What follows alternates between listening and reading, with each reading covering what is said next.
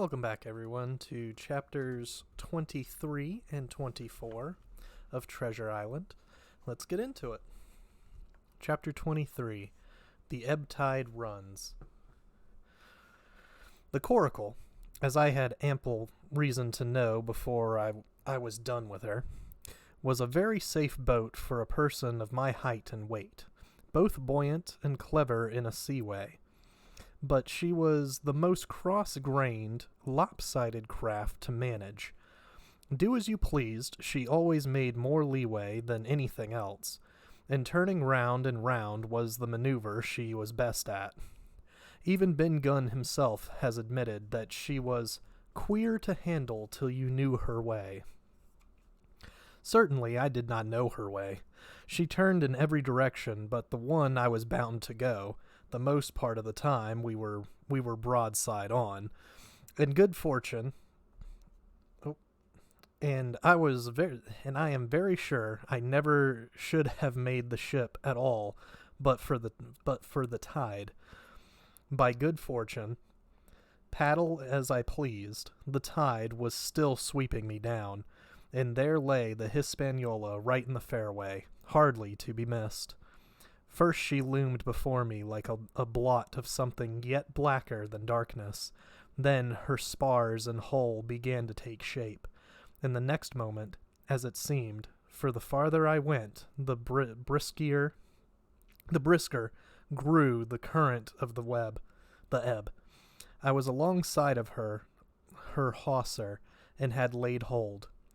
The hawser was as taut as a bowstring, and the current so strong she pulled upon her anchor.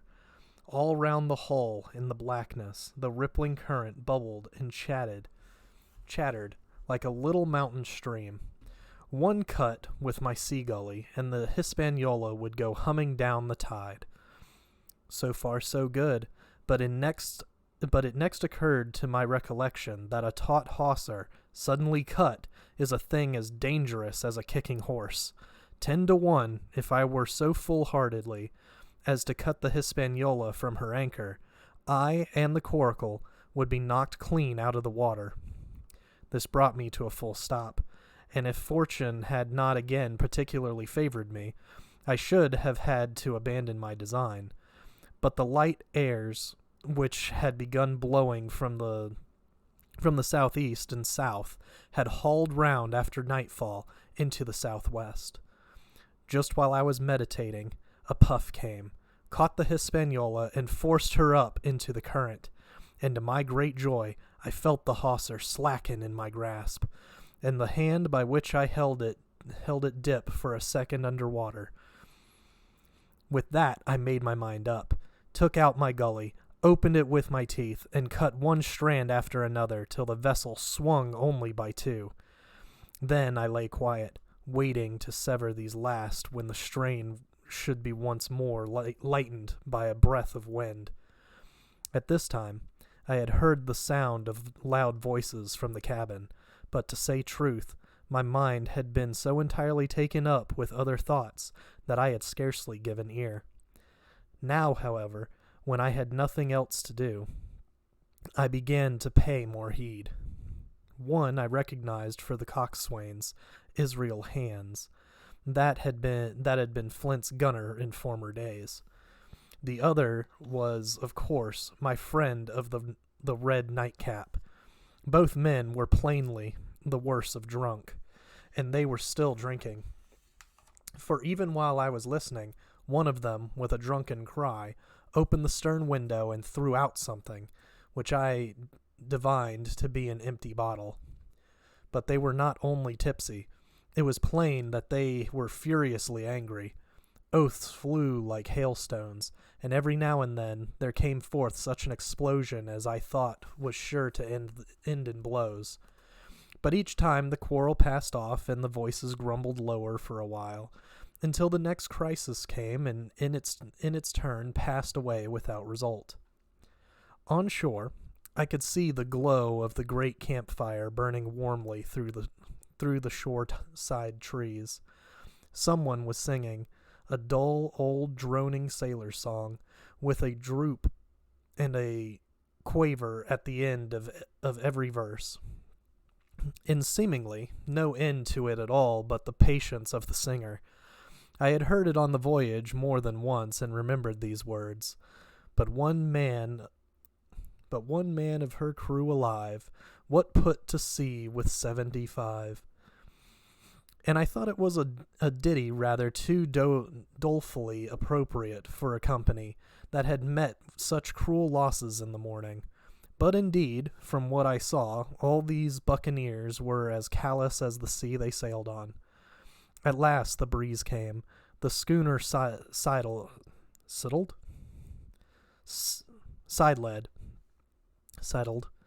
and drew nearer in the dark. I felt the hawser slacken once more, and with a good, tough effort, cut the last fibers through. The breeze had but little action on the Coracle, and I was almost instantly swept against the bows of the Hispaniola. At the same time, the schooner began to turn upon her heel, spinning slowly, end for end, across the current. I wrought like a fiend, for I expected every moment to be swamped. And since I found I could not push the Coracle directly off, I now shoved straight astern. At length I was clear of my dangerous neighbor, and just as I gave the last impulsion, my hands came across a light cord that was trailing overboard across the stern bulwarks. Instantly I grasped it. Why I should have done so, I can hardly say. It was at first mere instinct, but once I had it in my hands and found it fast, curiosity began to get the upper hand, and I determined I should have one look through the cabin window. I pulled in hand over hand on the cord, and then I judged myself near enough, rose at infinite risk to about half my height, and thus commanded the roof and a slice of the interior of the cabin. By this time, the schooner and her little consort were gliding pretty swiftly through the water. Indeed, we had already fetched up level with the campfire. The ship was talking, as sailors say, loudly, treading the innumerable ripples with an incessant, sweltering splash. And until I got my eye above the window-sill, I could not comprehend why the watchman had taken no alarm. One glance, however, was sufficient, and it was only one glance that I durst take from that unsteady skiff. It showed me Hans and his companion locked together in deadly wrestle, each with a hand upon the other's throat. I dropped upon the thwart again, none too soon, for I was near overboard. I could see nothing for the moment but these two furious encrimsoned faces swaying together under the smoky lamp, and I shut my eyes to let them grow once more familiar with the darkness. The endless ballad had come to an end at last, and the whole diminished company about the campfire had broken into the chorus I had heard so often. 15 men on the dead man's chest, yo-ho-ho, and a bottle of rum. Drink and the devil had done for the rest. Yo-ho-ho, and a bottle of rum. I was just thinking how busy drink and the devil were at that very moment in the cabin of the Hispaniola, when I was surprised by a sudden lurch of the Coracle. At the same moment she yawed sharply and seemed to change her course. The speed in the meantime had strangely increased. I opened my eyes at once. All round me were little ripples, combing over with a sharp, bristling sound, and slightly phosphorescent. There it is. The Hispaniola herself, a few yards in whose wake I was still being whirled along, seemed to stagger in her course, and I saw her spars toss a little against the blackness of the night. Nay, as I looked longer, I made sure she also was wheeling to the southward. I glanced over my shoulder, and my heart jumped against my ribs. There, right behind me, was the glow of the campfire. The current had turned at right angles, sweeping round along with it the tall schooner and the little dancing coracle, ever quickening, ever bubbling higher, ever muttering louder. It went spinning through the narrows of the open sea. Suddenly, the schooner in front of me gave a violent yaw, turning, perhaps, through 20 degrees, and almost at the same moment one shout followed another from on board. I could hear feet pounding on the companion ladder, and I knew that the two drunkards had at last been interrupted in their quarrel and awakened to a sense of their disaster. I lay down flat in the bottom of the wrecked skiff and devoutly recommended my spirit to its maker. At the end of the straits, I made sure we must fall into some bar of raging breakers, where all my troubles would be ended speedily. And though I could, perhaps, bear to die, I could not bear to look upon my fate as it approached. So I must have lain for hours, continually beaten to and fro upon the billows, now and again wetted with flying sprays, and never ceasing to expect death at the next plunge. Gradually weariness grew upon me. A numbness, an occasional stupor, fell upon my mind even in the midst of my terrors, until sleep at last supervened, and in my sea-tossed coracle I lay and dreamed of home and the old Admiral Benbow. Chapter 24. The Cruise of the Coracle. It was broad day when I awoke and found myself tossing at the southwest end of Treasure Island. The sun was up, but was still hid from me behind the great bulk of the spyglass, which on this side descended almost to the sea in formidable cliffs. Hull Bowline Head and Mizzenmast Hill were at my elbow. The hill bare and dark, the head bound with cliffs 40 or 50 feet high, and fringed with great masses of fallen rock. I was scarce a quarter of a mile to seaward, and it was my first thought to paddle in and land. That notion was soon given over. Among the fallen rocks the breakers spouted and bellowed, loud reverberations. Heavy sprays flying and falling succeeded one another from second to second, and I saw myself, if I ventured nearer, dashed to death upon the rough shore, or spending my strength in vain to scale the beetling crags.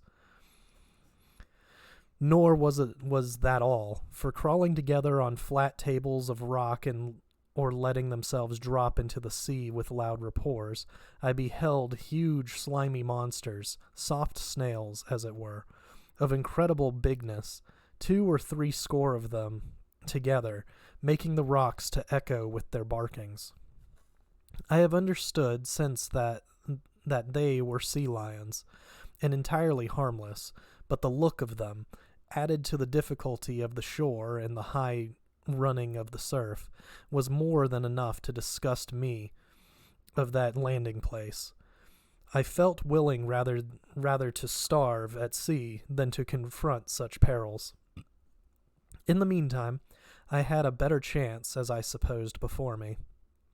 North of Hull Bowline Head, the land runs in a long way, leaving at low tide a long stretch of yellow sand. To the north of that, again, there comes another cape, Cape of the Woods, as it was marked upon the chart, buried in tall green pines, which descended to the margin of the sea. I remembered what Silver had said about the current that sets northward along the whole west coast of Treasure Island, and seeing from my position that I was already under its influence, I preferred to leave Hull Bowline Head behind me and reserve my strength for an attempt to land upon the kindlier-looking Cape of the Woods. There was a great smooth swell upon the sea, the wind blowing steady and gentle from the south. There was no contrariety between that and the current, and the billows rose and fell unbroken. Had it been otherwise, I must long ago have perished. But as it was, it is surprising how easily and securely my little and light boat could ride. Often, as I still lay at the bottom and kept no more than an eye above the gunwale, gunwale. I would see a big blue summit heaving close above me, yet the coracle would but bounce a little, dance as if on springs, and subdue on the other side into the trough as lightly as a bird. I began after a little to grow very bold, and sat up to try my skill at paddling, but even a small change in the disposition of the weight will produce violent changes in the behavior of a coracle. And I had hardly moved before the boat, giving up at once her gentle dancing movement, ran straight down a slope of water so steep that it made me giddy, and struck her nose, with a spout of spray, deep into the side of the next wave. I was drenched and terrified, and fell instantly back into my old position, whereupon the coracle seemed to find her head again and led me as softly as before among the billows. It was plain she was not to be interfered with, and at that rate, since I could in no way influence her course, what hope had I left of reaching land? I began to be horribly frightened, but I kept my head for all that. First, moving with all care, I gradually bailed out the coracle with my sea cap. Then, getting my eye once more above the gunwale, I set myself to study how it was she managed to slip so quietly through the rollers. I found each wave, instead of the big, smooth, glossy mountain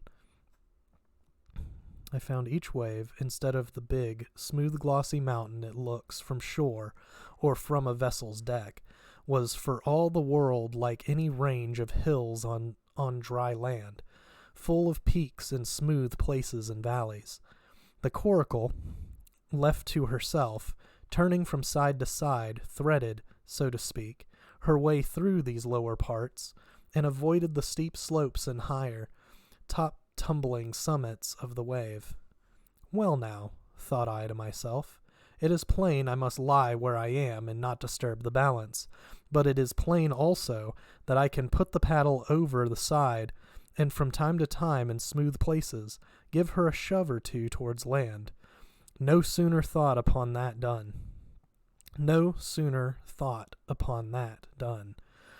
There I lay on my elbows in the most trying attitude, and every now and again gave a weak stroke or two to turn her head to shore. It was very tiring and slow work, yet I did visibly gain ground, and as we drew near the Cape of the Woods, though I saw I must infallibly miss that point, I had still made some 100 yards of easting. I was, indeed, close in.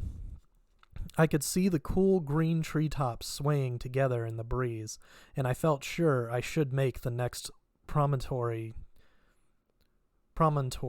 without fail.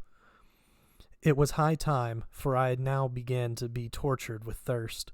The glow of the sun from above, its thousandfold reflection from the waves, the sea water that fell and dried upon me, caking my very lips with salt, combined to make my throat burn and my brain ache. The sight of the trees so near at hand had almost made me sick with longing, but the current had soon carried me past the point, and as the next reach of sea opened out, I beheld a sight that changed the nature of my thoughts. Right in front of me, not half a mile away, I beheld the Hispaniola under sail. I made sure, of course, that I should be taken, but I was so distressed for want of water that I scarce knew whether to be glad or sorry at the thought, and long before I had come to a conclusion, surprise had taken entire possession of my mind, and I could do nothing but stare and wonder. The Hispaniola was under her main sail and 2 jibs, and the beautiful white canvas shone in the sun like snow or silver. When I first sighted her, all her sails were drawing. She was laying a course lying a course about northwest, and I presume the men on board were going round the island on their way back to the anchorage. Presently, she began to fetch more and more to the westward, so that I thought they had sighted me and were going about in chase. At last, however, she fell right into the wind's eye, was taken dead aback, and stood there a while helpless with her sails shivering. Clumsy fellows, said I. They must still be drunk as owls, and I thought how Captain Smollett would have set them skipping. Meanwhile, the schooner gradually fell off and filled again upon another tack, sailed swiftly for a minute or so, and brought up once more dead in the wind's eye. Again and again was this repeated, to and fro, up and down, north, south, east, and west. The Hispaniola sailed by swoops and dashes, and at each repetition ended as she had begun, with idly flapping canvas. It became plain to me that nobody was steering, and if so, where were the men? Either they were dead drunk or had deserted her, I thought, and perhaps if I could get on board I might return the vessel to her captain. The current was bearing Coracle and schooner southward at an equal rate. As for the latter's sailing, it was so wild and intermittent, and she hung each time so long in irons, that she certainly gained nothing, if she did not even lose. If only I dared to sit up and paddle, I made sure that I could overhaul her.